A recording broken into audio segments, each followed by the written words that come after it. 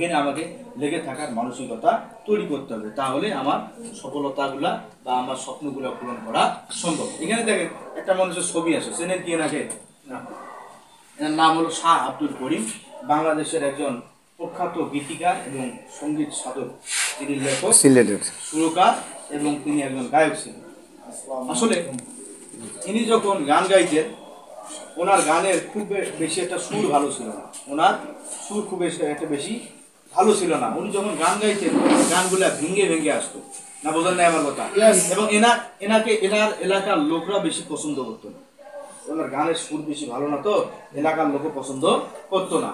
একটা সময় এনার গান গাওয়া শুনে এলাকার লোক এনার উপরে বিরক্ত, এনাকে একদম পছন্দ করে না, কারণ ইনি অন্য সব কাজ কাম বাদ দিয়ে শুধু গান গায়, না বোঝেন নাই আমার কথাটা? তারপরে ইনি কি করলেন, যখন এলাকার লোক অতিষ্ঠ হয়ে গেল, একটা সময় ইনি এলাকা ত্যাগ করলো।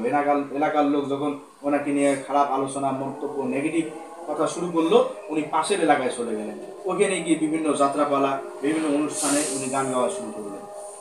একটা সময় ওনার গান জনপ্রিয় হওয়া শুরু করলো, মানুষজন ওনার গান শুনলো। তারপর সারা বাংলাদেশে ওনার গান একটা সময় পরিচিতি লাভ করে এবং সারা বাংলাদেশের ওনার গান বাউল শিল্পী হিসেবে শাহ আব্দুল করিমকে বাংলাদেশের সব মানুষ ওনাকে চেনা শুরু করে, না বোঝেন নেই আমার কথা?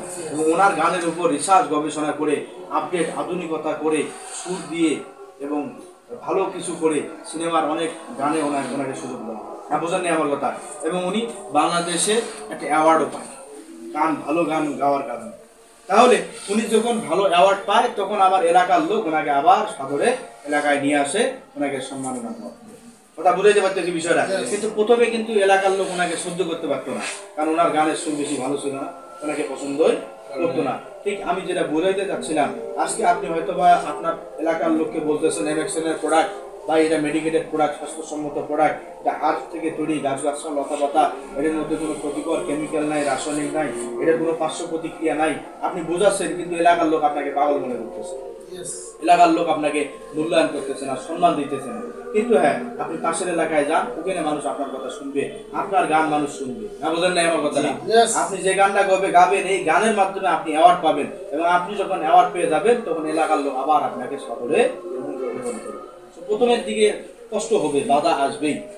আপনি যদি ভালো গান গাইতে পারেন, আপনার বাঁশির সুর যদি ভালো হয়, এই যে হেমিলনের বাঁশিওয়ালা, উনি যখন বাঁশি বাজায় রাস্তা দিয়ে যায়, ওনার পিছনে শত শত মানুষ ওনার পিছনে গান গায়, না বোঝেন না আমার কথা?